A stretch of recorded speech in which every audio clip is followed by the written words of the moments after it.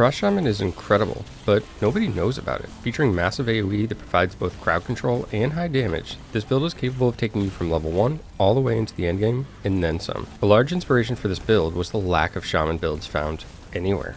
Placed last for the number of build guides available on last Epoch tools, with a mere 2 that are still relevant. This primalist mastery needs some love, and you're going to find that with this build. As we head into some gameplay, let's take a brief look at the skills, just so you know which ones we're using in this build as we show the gameplay off. First up, we have Maelstorm. This is of course going to be a cold spell. It's going to create an AoE around us. There's also methods of getting this to proc when enemies hit you, and it can also be activated by using other skills on the loadout. Summon Storm Totem, and this ability actually has a health pool, and this is important because you can place this near enemies and they'll actually start attacking it. It's going to cast a blizzard around the totem where you place it, and still deal some lightning damage. It must have triggered some enemies from off the screen, but you can see it's enough to kill most of the enemies pretty easy. Next up, we have Storm Crows. Now these have been converted to cold damage as well, since we're playing a Frost Shaman. First activation will actually summon the crows, and you'll get 2 of them in this build. These are primarily used for 2 reasons. One, just to provide additional crowd control through chill or freeze. However, they also do provide a damage over time through frostbite. We have multiple sources of this dot, which makes us be a decent boss killer as well. We aren't just pure AoE damage, which is nice when you're playing solo content. Second reason we use these Storm Crows is for mobility. What you can see is the second time you cast it, provided you have both of them up, it's actually going to teleport you to the location. It will do lightning damage where you reappear, but overall this is a nice mobility skill, and it's really good at getting anywhere you want. What I mean by that is it very rarely gets clipped, where some mobility skills will get blocked or interrupted in their path. Using the Crow Storm typically results with you ending up exactly where you're placing, as long as you can see it on the screen, meaning you can basically go through objects, you can go up and down levels when you have elevation changes, you can go around corners. Very handy for mobility overall. Next up is Avalanche, and traditionally this does physical and cold damage. However, we convert this to do pure cold damage. Again, we can chill, we can freeze, we actually get increases to damage on chilled or frozen targets, so the damage just starts to ramp up. And Avalanche has a massive area of effect. As you can see here, on top of that, it's got great uptime once you get all the specialization points, meaning we could run around with this Avalanche as it follows us on the screen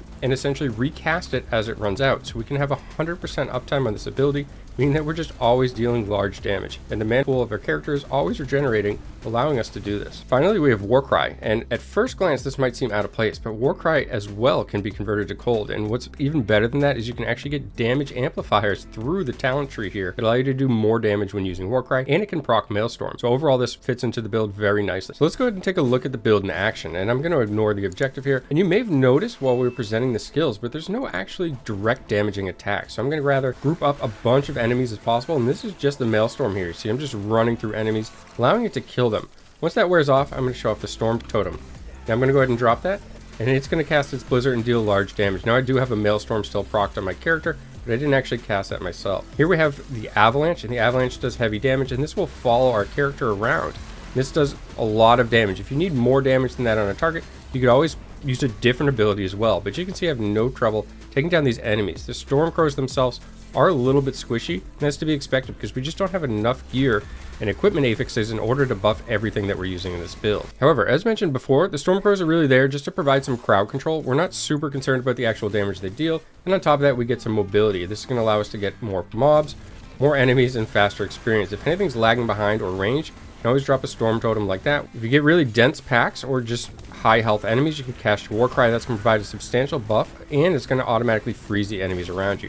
This is a really good way to create burst damage and nuke down targets. You can basically spam this whenever it's off cooldown against bosses. Let's go ahead and work our way over towards the Temple Guardian now, or the objective for this particular echo. And as we get closer, you'll see I'm going to start using all the abilities more rapidly and using them in conjunction with each other, just so you can see the full potential of the build.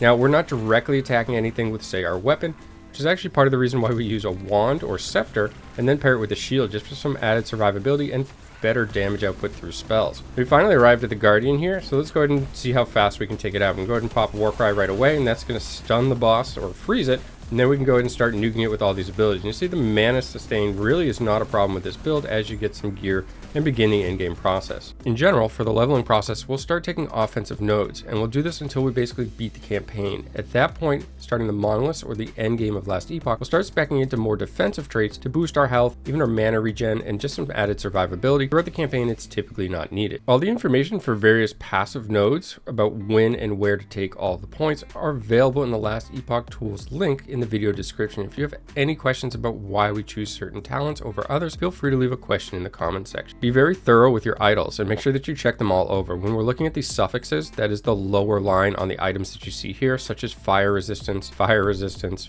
fire resistance, physical resistance. You want to make sure that you're stacking resistance. In fact, every single one of these idols that I'm using adds to my resistance values, so make sure that you're looking out for these wherever possible. This is necessary in order to get our resistances to the cap or as close as possible. You don't get a tremendous value through the passive tree that you do on some other character classes. You do get some added elemental resistance when you cast Storm Totem. You'll see these values go up. However, you can't rely on this being active 100% of the time. This can easily be killed because it does have a health pool. We're not putting too much into its survivability in this particular build. As for equipment itself, there's a lot of really good affixes that you have to choose, which actually makes the gearing process relatively easy. Cast speed is a good skill just because it allows you to cast your skills faster and then they start doing damage. If you have a really slow cast speed, it's going to mean that you're stationary for longer and ranged enemies could potentially hit you with projectiles or spells. So the faster you cast your spell is really good for your character. Attunement is strong because it's going to buff the damage that we do on a lot of these spells and increase our mana pool. Now you have other stats like damage over time, elemental damage, cold damage, and so forth. Again, all this information will be available in the last Epoch Tools guide in the video description. So if you're interested in playing a Shaman, I definitely recommend this build. It has a really high potential. It's great for leveling, great for the story, and